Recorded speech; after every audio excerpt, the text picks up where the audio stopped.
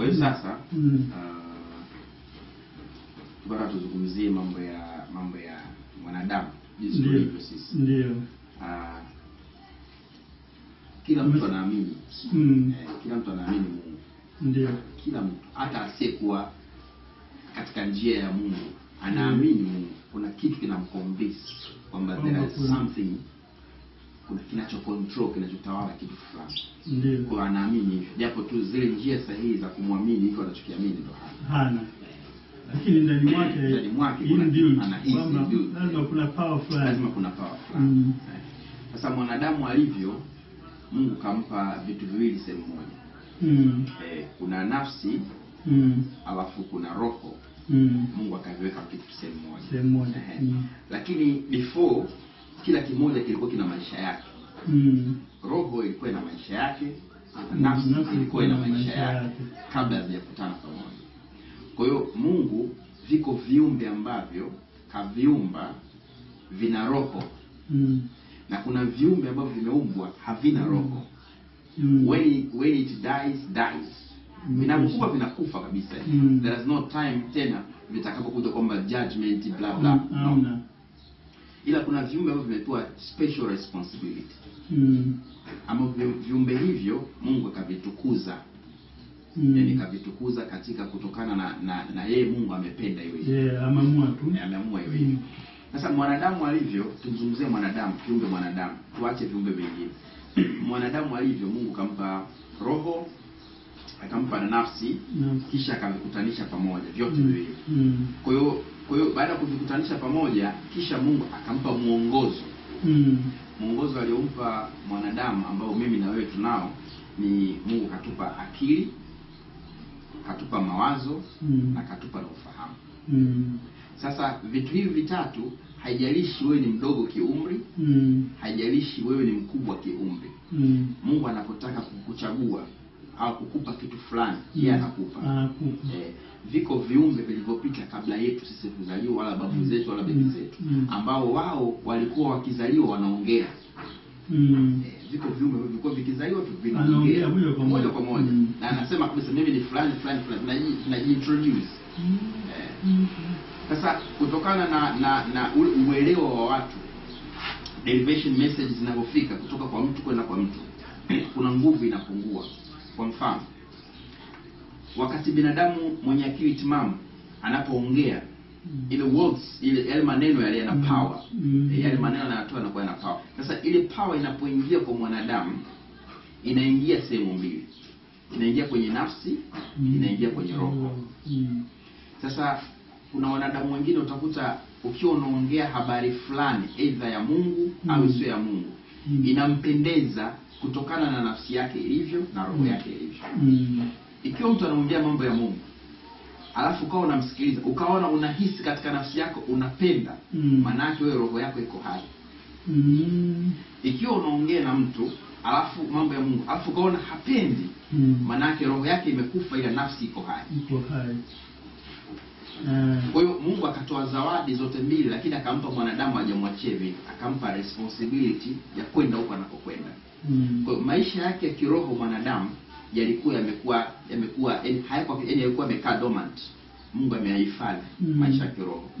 Mungu akaizita zile roho zote, aliziita roho za malaika kwa wanaoamini kama kuna malaika. Akaziita roho za binadamu kwa wanaoamini roho za binadamu, wanaoamini binadamu. Akaziita roho za majini wanaoamini majini. Mungu akaziita zote mbele. Kisha akaziuliza, ninyi nimewaumba, lakini nataka niwape kazi. Nani katika nyie roho nyie, nani katika nyie watachukua hii kazi? Kwa roho zenyewe zilikuwa zikijitambua kwamba wao ni nani. Kwa katika roho zile, kundi la binadamu, roho za kibinadamu, tukakubaliana na Mungu kwamba sisi tuko tayari tupe responsibility. Malaika wao walikataa. Na majini nao walikataa. Sisi tukakubali kuchukua ile dhana nzima ya majukumu kulipa duniani. Kwa hiyo Mungu sasa akaona vyema kwamba nyie kwa sababu mmekubali, sasa nawapeleka duniani.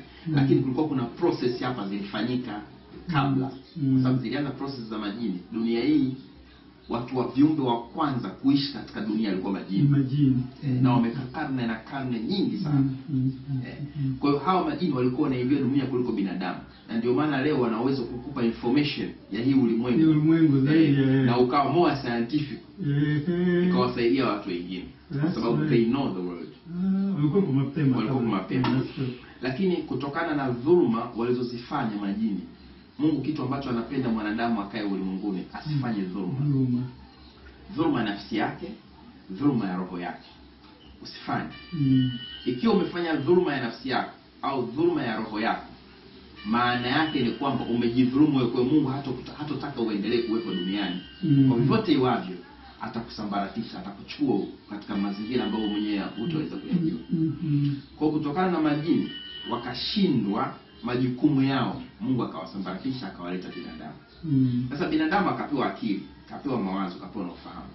Ikiwa mtu anakuletea kitu fulani kwamba hii ndio sahihi, ili uweze kuamini au kutokuamini, unatakiwa utumie akili, utumie mawazo yako, utumie na ufahamu, ili uthibitishe kwamba hiki kitu kiko sahihi. Usio tu unaambiwa na ukakubali.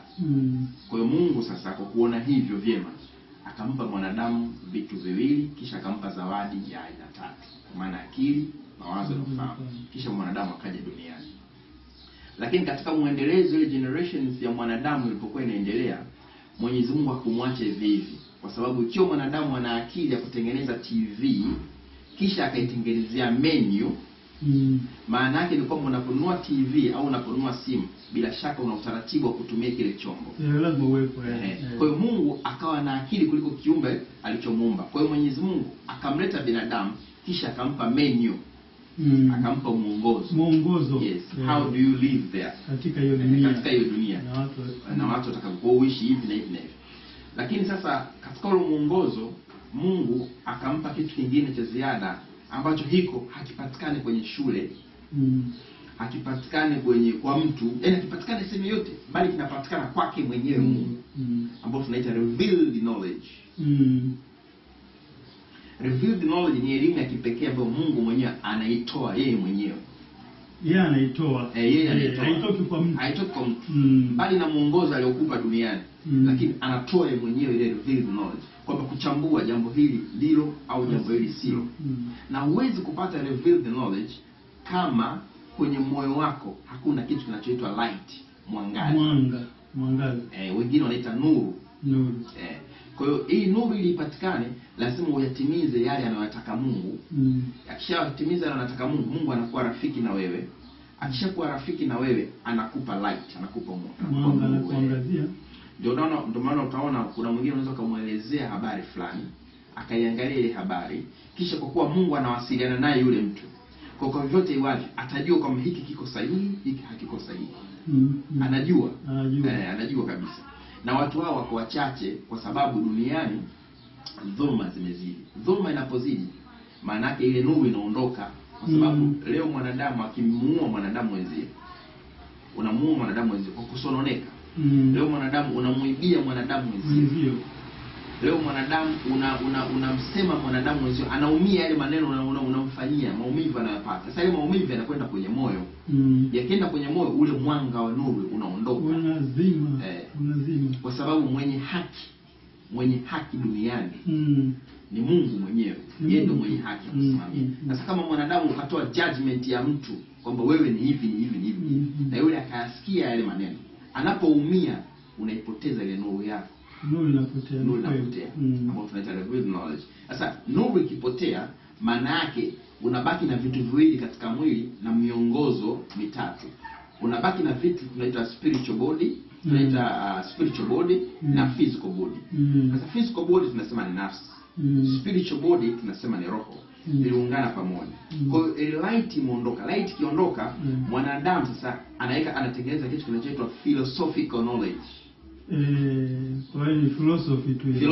Kwa sababu anapojitengenezea taratibu zake mwenyewe za kuishi ulimwenguni. Kwa sababu kakosa revealed knowledge, kakosa ile light kutoka kwa Mungu, ule mwangaza kutoka kwa Mungu. Kwa hiyo sasa anajitafutia njia jinsi gani ya kuishi. Artificial.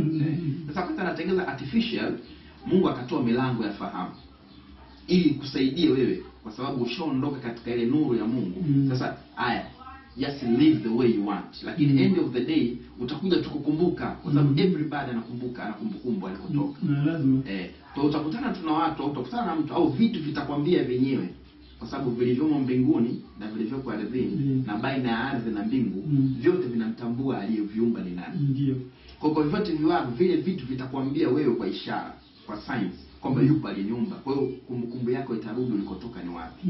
Then utarejea katika njia. Kwa hiyo milango ya fahamu, milango ya fahamu Mungu aliyotoa ni mitatu. Mitatu tu dunia nzima. Milango ya fahamu ni mitatu. Mlango wa fahamu Mungu aliouelezea katika vitabu miongozo yake ni mlango wa fahamu unaitwa macho, kuna masikio na kuna moyo. Hiyo ndio milango ya fahamu ya roho. Mungu yeye anaangalia ni roho, angalia nafsi yako. Ni roho. Ila wewe kwa sababu una nafsi na roho, unatakiwa roho yako uitambue na nafsi yako uitambue kwa kila kimoja kukitimizia haja yake. Lakini Mungu atakachokitizama zaidi kwako ni roho. Ndio maana hatuangalia rangi yako ya ngozi, angalii ubora wako wa ngozi. Yeye anachoangalia kile kilichoko ndani ya roho yako ni kitu gani. Kwa hiyo milango ya fahamu ikiwa mitatu, manake macho, masikio na moyo. Kwa hiyo kazi ya masikio ni kusikia, lakini Mungu anataka usikie every day 24 hours. Usikie maneno yake. Usikie nature yake inavyofanya kazi, yani ikuridhishe ile nature. The way inavyopiga, kwa mfano upepo unavyopiga, ule muziki unaotoka, usikie, ukuliwaze katika roho yako, upate utulivu katika roho yako. Mawimbi ya bahari. Kwa hiyo kazi ya masikio usikie. Kwa hiyo utambue, unaposikia utambue hivi vitu vimekuja bahati mbaya au aliyeviumba ni nani. Kwa hiyo wakati unaendelea kutafakari, roho yako inapata uhai wa kumtambua yeye. Na Mungu anataka umtambue tu yeye. Kwamba yeye ndio mfanyaji wa mambo yote. Yeye ndio ametimiza kila kitu. Yes. Alafu pia kuna kazi ya macho. Kazi ya macho ni kuona. Lakini Mungu anachotaka yeye tutizame nini? Mungu anataka tutizame yale ambayo yanamtaka yeye ili kumtukuza. Tusitizame yasiyokuwa yeye ambayo yanakwenda kufanya wewe kukufuru. Kwa mfano, Mungu anayompendeza kutizama. Ukitizama tu asili ya dunia ilivyo, ukaangalia wanyama pori, ukaangalia mimea, ukaangalia mandhari ya mountains zilivyo, ukatembea duniani, ukaona watu wanavyoishi, yaani pale unakuja kumtambua Mungu vizuri. Lakini wako ambao vile wanatumia macho yao nao kutizama yasiyompendeza Mungu. Kwa hiyo roho inakufa. Then kuna kazi ya moyo. Kazi ya moyo ni kutafakari. Sio ubongo, unaotafakari sio ubongo. Sio ubongo. And most people they say that, or scientists wanasema kwamba we can't see with our eyes, but we see with our brain. But obviously we don't see with our brain, we see with our heart. Brain ni kama mashine. Ni kama mashine tu, kwa hiyo tunatazama kwa moyo. Kwa hiyo kazi ya kutafakari ni utafakari kwenye moyo wako. Unaona kitu gani? Unasikia kitu gani? Then hicho ukisikia ni nini? Kwa mfano tukirejea katika Bible, wako watu wanamwamini Yesu. Na wako watu hawamwamini Yesu. Lakini obviously kama binadamu lazima umwamini Yesu, kwa sababu ni mtumishi alikuwa akitamka ya Mungu. Bila shaka kama anatamka ya Mungu, maana yake huyu mtu ni mtu muhimu. Mtu yote anazungumzia mambo ya Mungu ni mtu muhimu. Kwa hiyo kama Yesu alikuwa anawaambia watu habari njema na ufalme wa Mungu ulivyo, then wale watu wakawa na hamu ya kutaka kusikiliza. Lakini wakati wanaendelea kusikiliza ile maneno, Yesu akawatoroka pale, akatoweka Yesu. Hakuwepo pale ile mahali, maeneo ya Galilaya. Yesu alipokuwa ameondoka lile eneo, wale wanafunzi walikuwa wakimtafuta Yesu hawakumuona, na wale watu zaidi ya 5,000 walikuwa wakimtafuta Yesu hawakumuona. Kisha wale watu kuwaendea wanafunzi wa Yesu wakimwambia, "Hebu tuambieni, Bwana ikaenda wapi?" Wakasema, "Na sasa hatujui, ila twendeni katika pembezoni mwa milima ya Galilaya, tutamuona." Wakaongozana. Wakati wanaongozana, wale wanafunzi wakaenda mbele zaidi kumfuata Yesu. Walipofika kumfuata Yesu, Yesu akawauliza, "Vipi, mbona mnanitafuta?" Wanafunzi wakamwambia, "Bwana, watu wanakutafuta ili wapate neno la Mungu." Yesu akamwambia, "Hapana, au sio wa kweli. Hao wanataka chakula." Hao wanataka chakula kwa sababu nilifanya miujiza kwa muomba Mungu, samaki 3 wakawa wengi, mikate ikawa mingi, then wanataka kula, lakini hao hawataki neno la Mungu. Kwa hiyo Yesu alitambua roho zao, kisha akatambua nafsi zao. Kwa akaona kabisa wale watu wameweka mbele nafsi zao, lakini roho wameacha nyuma. Kwa Yesu yeye alichokuwa anataka roho za watu, hataki nafsi za watu. Na mtumishi wa Mungu yote anaangalia roho za watu, haangalii nafsi za watu. Utajuaje? Anayeangalia nafsi za watu atakuwa anapenda kukupendezeshia maisha ya ulimwengu yalivyo, na anayependa roho za watu yako kuisafe, kufanya iwe salama, atakuwa akikupa maneno ya Mungu, ukubwa wa Mungu, utukufu wa Mungu, na kuelezea Mungu vizuri, moyo wako utulie ili umjue Mungu vizuri. Kwa hiyo kuna kazi mbili tofauti katika miili ya binadamu. Kuna nafsi na roho. Kwa hiyo Yesu baada ya kuyaona yale akawaambia wanafunzi, "Hao bwana acheneni nao, sisi tuendelee na safari." Kwa hiyo Yesu alikuwa akitizama roho za watu kuziokoa. Na hata alipofunga siku 40, shetani alimchukua, kwa maana ya Ibilisi. Alipomchukua juu kabisa akamwambia, "Ikiwa wewe ni kweli mtu wa Mungu, mwana wa Mungu kweli, hebu geuza hilo jiwe kuwa mkate." Kwa tafsiri ya maneno yale ndio leo zama tunazoishi. Maana yake ni ile jiwe kuwa mkate. Yesu alikuwa na njaa. Yesu kashika jiwe. Na Ibilisi anamtokea na mbele jiwe ligeuze kuwa mkate. Maana yake njaa ilimkamata Yesu. Lakini majibu alikuwa akiyatoa kwa Ibilisi, akamwambia mtu hatoishi tu kwa mkate, bali kwa kila neno litokalo kwa nani? Maana yake ni roho, wanaiangalia roho, angalia nafsi.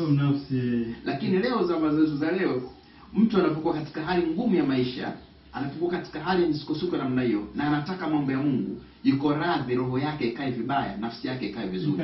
Mradi hali ashibe roho yake. Kwa hiyo unapokula nafsi yako kitu kibaya, roho inaharibika. Kwa Yesu alikataa pale, akasema mtu ataishi kwa mkate, bali kwa kila neno litokalo kwa Mungu.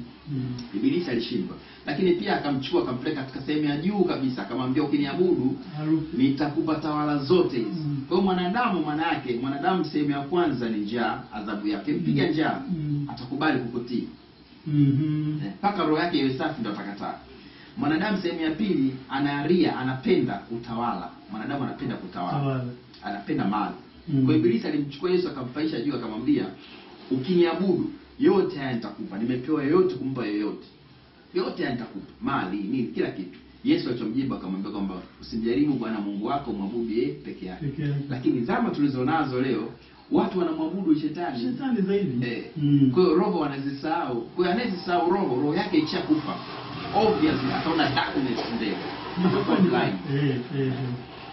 Sasa huko kote huko ni katika kuonyesha kama mwanadamu tulivyo, mwanadamu tukoje, kwamba kuna wanadamu ambao wanaendeshwa na nafsi na kuna wanadamu ambao wanaendeshwa kwa roho. Lakini kumbuka dunia hii walikuwa wakiishi majini kabla ya binadamu. Kwa hiyo walikuwepo. Kuna baadhi waliangamizwa na kuna baadhi waliendelea kwa mabaki yao. Kizazi kinaendelea, na Mungu alifanya vile kwa makusudi, sio kwa bahati mbaya. Sasa Mungu kwenye vitabu akasema, nimempa mwanadamu muongozo. Lengo kubwa la mwanadamu, Mungu mwenyewe anasema, ninyi nimekuumbeni huko majini na binadamu ndio tumepewa majukumu. Lakini wanyama kwa maana ya mbuzi, ng'ombe, wao hawana majukumu yote duniani. Ndege hawana majukumu. Lakini jukumu kubwa amepewa ni mwanadamu, ni majini na binadamu. Na majukumu waliopewa ni kumwabudu Mungu. Basi. Mungu anasema hivyo. Nyinyi nataka mniabudu tu. Sasa kumwabudu Mungu ni nini? Nini maana ibada? Ibada maana yake ni mtiririko mzima wa maisha yako yote utakayokuwa tangia umezaliwa mpaka unakufa. Mtiririko wote ndio unaitwa ibada. Ni lugha tu zimetumika. Ibada. In English wanasema worship. Lakini ni action ya matendo yako yote unayokuwa unaishi katika ulimwengu unafanya. Ya asubuhi ndio ibada. Waarabu wanaita ibada. It's just a language. Lakini Waswahili kwa sababu tumetohoa neno limeitwa ibada. Lakini ukienda kwa Wayahudi, kwa nani, utakuta neno linalingana hilo la aina moja. Sasa ibada Mungu anayoitaka yeye, akatoa menu, akatoa mwongozo. Hataki philosophers ambao wamekaa na milango mitano ya fahamu. Nilitaja milango mitatu ya roho. Philosophers wana milango mitano ya fahamu, wamedesign wao kwa akili zao. Wanasema mlango wa kwanza wa fahamu ni macho, masikio, moyo, ubongo, ngozi. Kwa hiyo wametaja milango ya fahamu mitano ya kwao wao. Na Mungu anataja milango mitano ya fahamu yake ambayo ni roho. Sasa philosophers mitatu ndio. Kwa Mungu ametaja mitatu. Kwa wanadamu ametaja mitano. Sasa Mungu ametoa mwongozo, lakini wa philosophers wakasema hapana. We need to kuangalia kama sisi hatuwezi kuishi mipango vile Mungu anataka. Lazima kutokana sisi dunia tunaijua sisi. The way we need to live. Let us sit down and to hakikisha kwamba tunaishi vipi katika ulimwengu. Sasa hivi vitu vilianzia karne na makarne kabla babu yangu, babu yake, bibi yake huyo hawajazaliwa.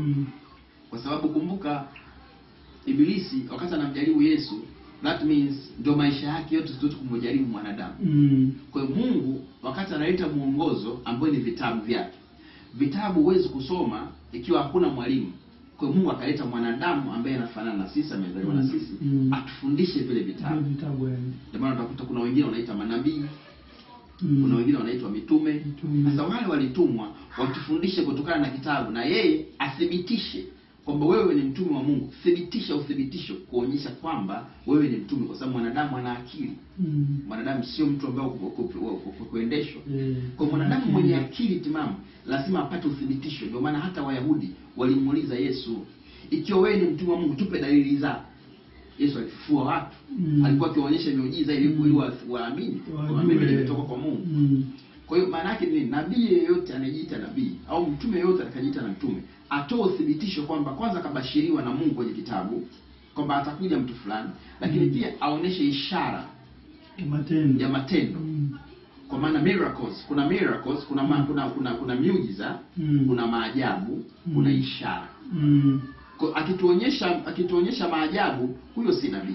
Atuonyeshe muujiza. Muujiza maana yake ni Mungu mwenyewe anafanya kupitia yeye. Huo ndio muujiza. Sasa watu wanatofautisha, wakiona maajabu wanaita muujiza. Maajabu sio muujiza. Muujiza ni vitu ambavyo, yani vitu vikubwa sana, vitu ambavyo ukifikiria kwa akili ya binadamu haviwezi kufanyika. Kwa mfano ukimwambia mtu mnazi ule mrefu upinde, yani mnazi upinde mbele ya macho yako. Huo hizo, that's the miracle. Hayo ni muujiza. Lakini maajabu, kumponesha mtu hayo ni maajabu. Anaumwa ni maajabu. Hata daktari anaweza kufanya. Sasa wa philosophers wakakaa chini wakatengeneza mifumo ya aina tatu. Mifumo ya aina tatu mwanadamu waishi. Kwa wameacha muongozo wa Mungu.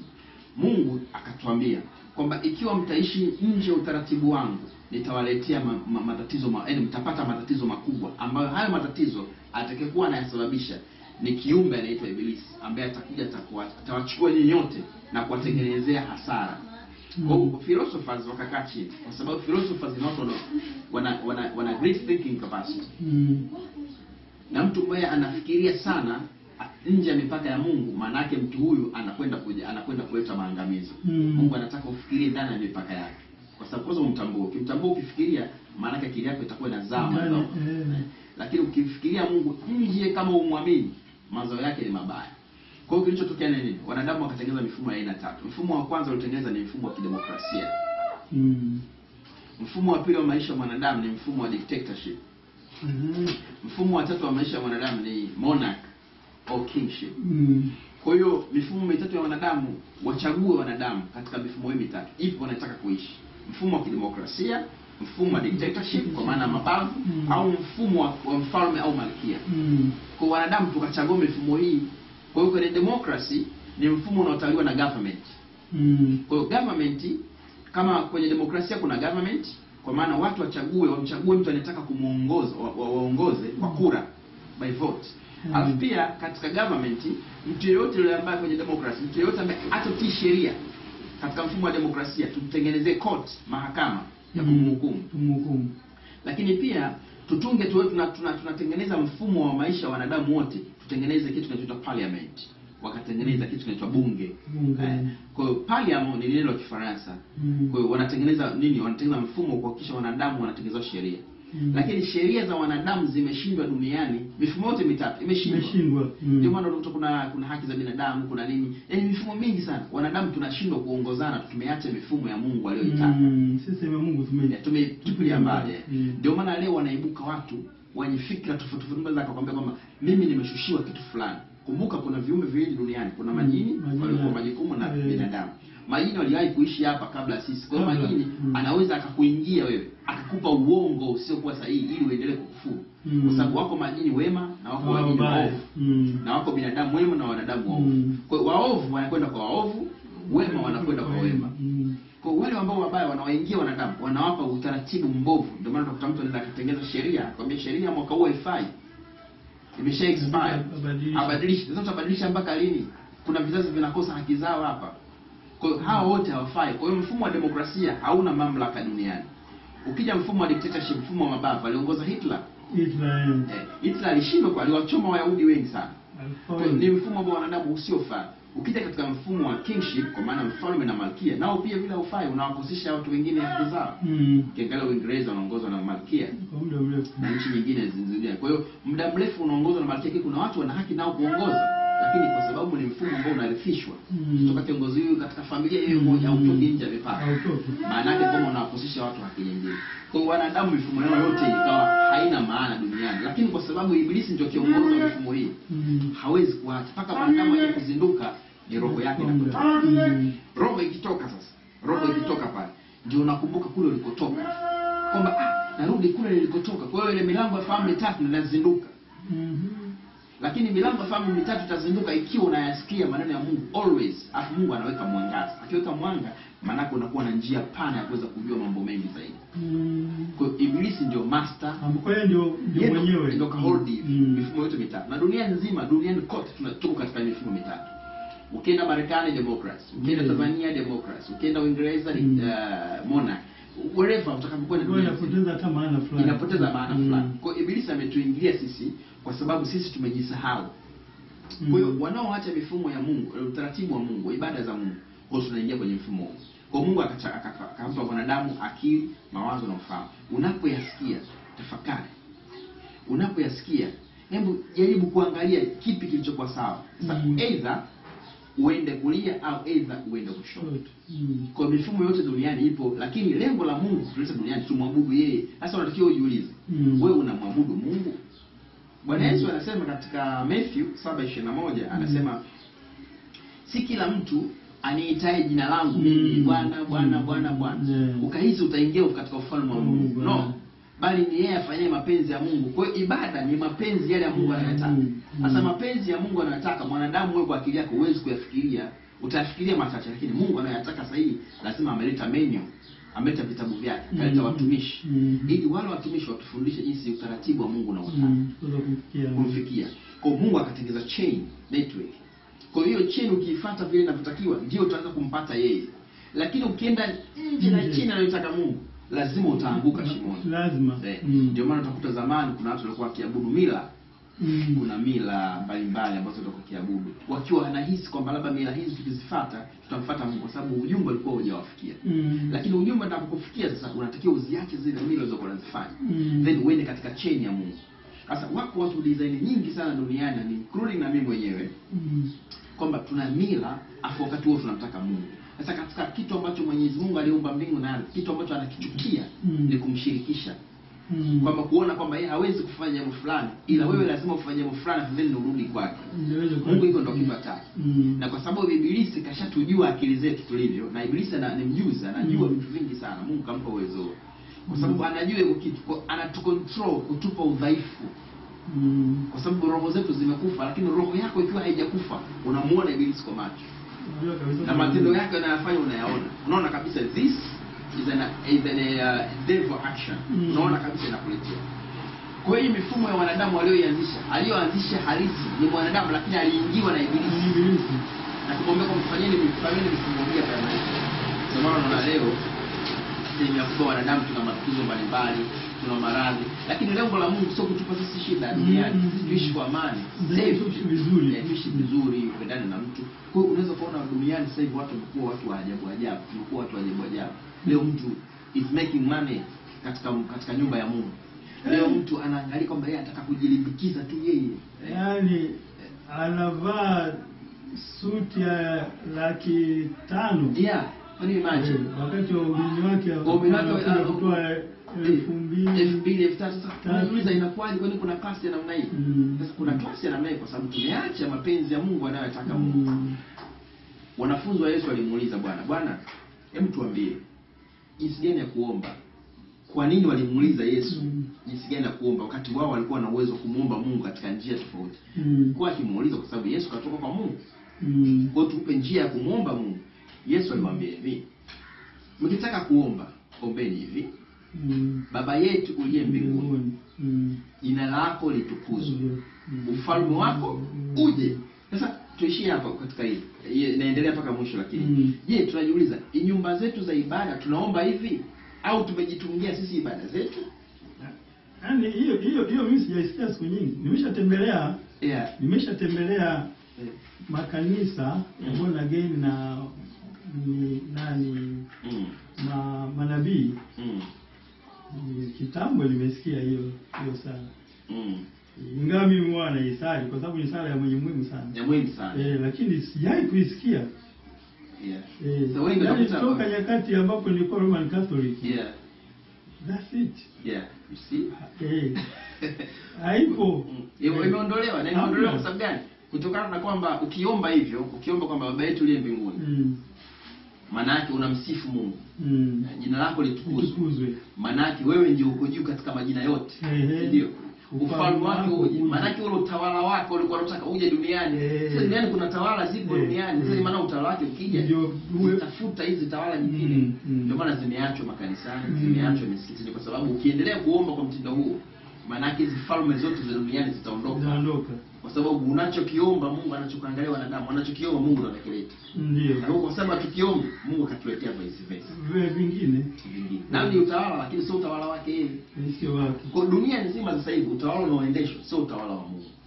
Sio. Tena ni kwa pasenti kubwa sana. Na hicho hiko kinachotutesa. Ndio maana Mungu anasema mtakaporejea kwangu tutarejea kwa Mungu sisi. Tutakaporejea kwa sababu tuliambiwa mwanzo kabla tujapewa roho, kabla tujapewa mwili. Tutauliza sasa. Hivi nyie si mwanzo niliwaambia hivi na tutakumbuka. Tutakumbuka kabisa. Nyie mwanzo niliwaambia mbona mmekwenda kinyume? Leo mnanijia mimi mnalalamika. Si niliwaambia kwamba ibilisi ni adui yenu. Kae naye mbali. Vipi? Tutaanza kumng'ang'ania ibilisi. Maana wewe umetuprotect ibilisi atamlisha kuniona. Nimejiona mimi. Tuje kuona. Sasa vipi mnasema nimewapoteza? Kwa ibilisi naye ana akili. Kama vile wanadamu walivyokuwa akili. Kwa sisi wanadamu kumuomba Mungu atupe revealed knowledge ya vitabu vyake. Kuna ambao hawaamini Bible. Kuna ambao hawaamini Quran. Kuna ambao hawaamini Torah. Kuna ambao hawaamini Zaburi. Sasa vitabu vyote ambavyo mtu haamini, Mungu sasa anatakiwa tumuombe atupe mwangaza. Ili tukisoma tujue, tuweze kufahamu. Kwa sababu tusipoamini vitabu hivi bila shaka mwanadamu atatengeneza kitabu chake cha kuweza kumwendea Mungu. Ukitengeneza kitabu chako cha kumwendea Mungu, lazima utakosea kwa sababu upeo wa mwanadamu uko kwenye ukomo kwenye tawala ya Mungu. Kwa sababu tawala ya Mungu iko juu ya vitu vyote. Kwa iwavyo vyote iwavyo, Mungu maneno yake utaratibu wako utakaposhuka, yani vitakusaidia wewe na mazingira yanayokuzunguka. Lakini mwanadamu akitunga sheria zake za kumtawala, maana yake vitamsaidia nafsi yake, roho yake itakufa, mazingira yatakufa. Ndio maana unaona leo wanadamu kwa sababu tumeweka tawala zetu za duniani, unaona vita vinapigwa Waarabu kwa Waarabu, vita kubwa vinapigwa mazingira na wewe mmea umekuudhi nini? Unaenda kupiga nuclear bomb, unaenda kupiga mabomu, risasi. Sawaje kila mara. Mimea hii inatusaidia oxygen. Leo unaipiga mimea, maana yake oxygen inaondoka duniani. Oxygen kama inaondoka duniani maana yake tutapata maradhi. Mshangaa kuna risasi ya tembo ndogo. Lakini ile nuclear ya binadamu kubwa kweli. Kwa nini inatengenezwa nuclear? Inatengenezwa nuclear kwa sababu wanadamu wanataka superior. Wanataka the one nation to control all other nations. Power. Ndio ile ibilisi alipomtokea mwanadamu. Yesu akamwambia kwamba ukiniabudu nitakupa tawala zote. Kwa kile kiburi kile bado kipo kwa ibilisi. Tawala. Kwa mwanadamu yote ashike kila mmoja. Nataka everything to control dunia nzima. Sasa hii mwanadamu hii sifa anayo kwa sababu gani anayo? Roho yake imekufa. Ila roho ikiwa hai huwezi kutamani vitu vikubwa. Yaani utakuwa ni mtu mwenye kuridhika kwa sababu you have something in your heart. Imeoccupy ndani yako. Imeoccupy kwako. Kwa anything inayokuja kwako wewe unaona ni kawaida tu. Lakini unachokihitaji wewe, yani kwa siku hujasikia maneno ya Mungu unajisikia dhaifu sana. Yaani hujisikii vizuri. Hujisikii vizuri. Na huwa nafikiria yani unajua watu wanasemaga wengi wape. So wakati mwingine hata pengine na wewe unaweza kuwa umekaa unajifikiria. Hivi watu sasa hivi wamekaa wanafikiria namna ya kutengeneza hela. Mimi niko najaribu kufikiria kuhusu Mungu. Haija kutokea. Yaani wewe unapiga hata mahesabu ya Mungu, unaangalia Mwisraeli, unaangalia nani hapo, unajaribu kufikiria. Equation ya kuwepo kwako hapa. Unaona? Yaani inakuwa ni kama task fulani unayo. Na in fact ingekuwa pengine umespend muda kuweza kuangalia namna utatengeneza hela, unakuwa milionea. Lakini you still sit down and unafikiria hiyo Mungu. Lakini huyu Mungu sawa. Wanasema Mungu ni zero. Sasa sio mbaya. Sababu gani kwanza? Ameniumba mimi. Kwa nini niwe hapa? Sasa unakuta toka mdogo nimekuwa na maswali haya. Yaani ananipa nani? Na mwili hivi sasa bibi. Wewe kwa nini ulikuwa rumani kwako hivi? Namuuliza bibi. Sasa bibi anasema unajua wakati wa kingship ile, wakati wa ufalme, yeye ni mtoto wa mfalme. Ambaye ni generation imepita 1-2 sasa. Sasa anasema kwamba walipokuja wazungu ilikuwa Roman Catholic walikuwa wanatoa nguo na vitu wakija kufundisha kama sadaka. Jehovah Witness walikuwa watoi. Sasa mimi niliingia kwa sababu ya nani? Nguo nyeupe walikuwa wanatoa nzuri. Ndio ndio sababu hiyo. Nasema nimekaa kimya nikasema sasa na maisha yalikuwaje zamani? How was life then? Sasa nielezea kwamba life ilikuwa ni nzuri japo tulikuwa tujamjua Yesu. Unaona? Lakini sisi tulikuwa tunaacha hii nyumba hii. Napenda mbali. Mwezi 2-3.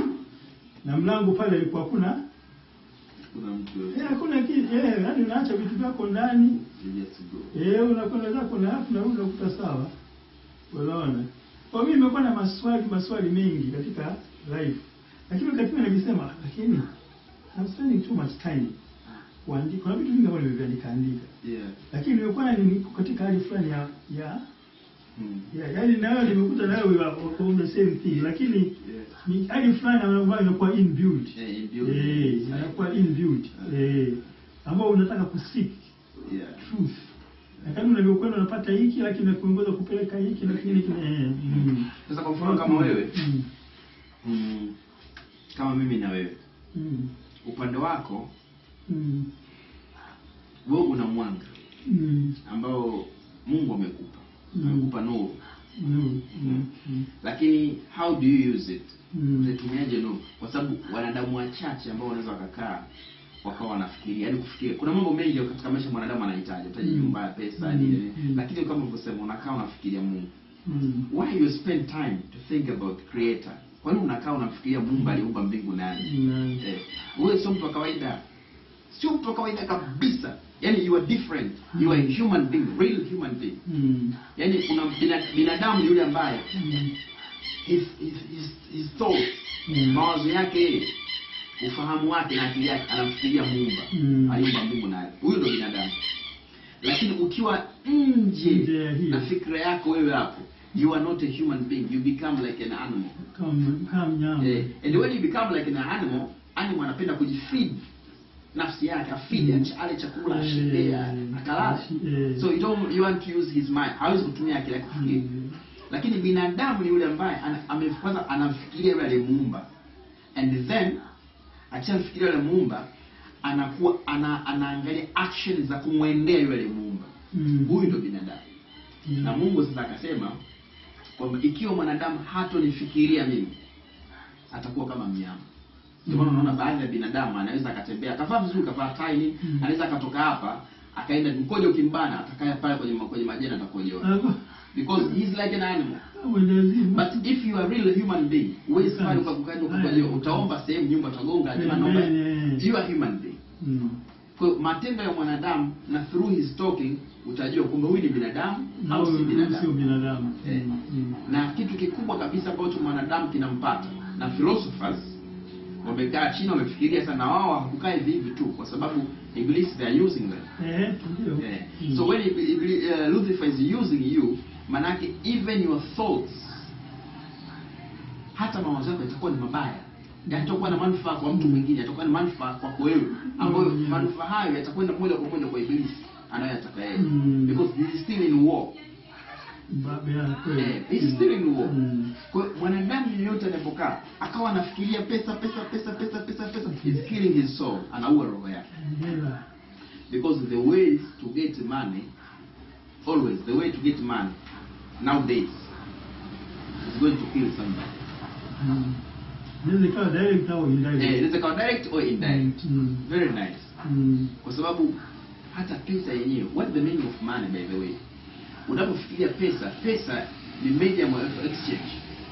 Maana ya hela ni medium of exchange. Sasa kama ni medium of exchange, function ya kwanza ya pesa ni medium of exchange, function ya pili ya pesa ni measure of value. Ni kipimo cha thamani ya kitu. Kwa hiyo Ibilisi, kwa sababu kabla before end of the days huko kabla huko, we don't use the money as the paper.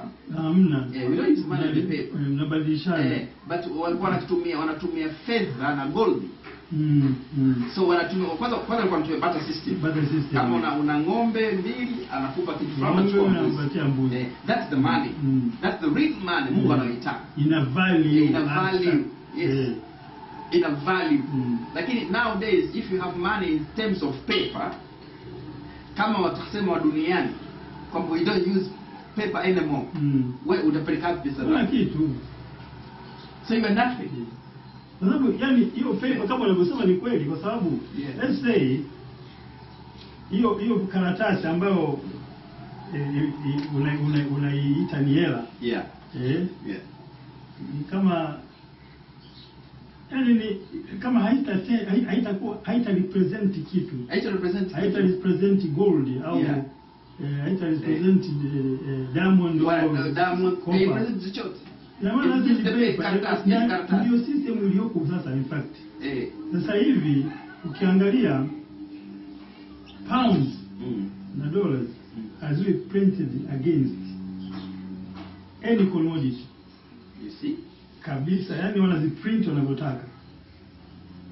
Ndio maana sisi they just print them. That means ukitaka kuangalia kwa haraka kwa sababu tunaangalia sifa za Ibilisi. Huwezi kumuona through your eyes, but ukiangalia zile characters anazofanya, you just think. Kwa mfano Ibilisi anapenda superior. Yani kwa anapenda ukubwa. Yes, ukubwa. I'm the one. Nitakupa ukubwa, nitakupa tawala, nitakupa yani yes. Kwa hiyo ana vitu hivyo. Kwa we just look for the all nations. Dunia nzima, mataifa yote. Taifa gani linasema kwamba yeye ndio yeye? So when ukiobserve hiyo taifa gani linasema mimi ndio mimi? Utakuta kuona taifa wanakuja kuona hapa ni Marekani. Alafu anafuata Uingereza basi. Uingereza na yeye. Kwa hiyo yale mataifa yanajifanya wao. Wow, sasa wanaojifanya hivyo, na maana Ibilisi is there. Yani ndio 100%. Yani look with the 100% I can say. But some are the ones control the whole money around the world. Ndio wao wanalini na pesa, kwa sababu haiwezekani mtu anafanya kazi for the whole 1 month. Mwezi mzima anafanya kazi, he's sweating like crazy. Then you come to give him paper. Karatasi. Can you imagine unachukua ile pesa labda kakupa 500,000, 600,000 kwa mwezi, au 2,000,000 umepata, 2,000,000. This is just a paper, 2,000,000 umepata. Then you go to that 2,000,000 ya mshahara wako, you go to buy a cow, unanunua ng'ombe.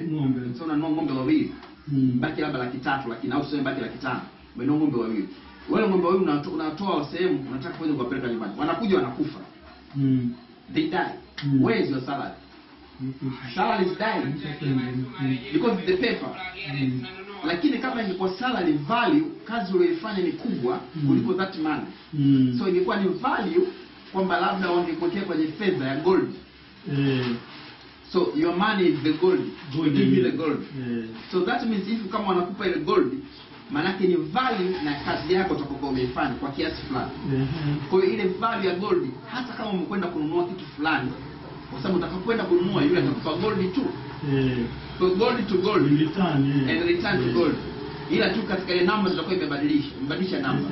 Kwa utapata kile kitu, lakini hata kama kitakuwa kimekufa njiani, you still have the gold.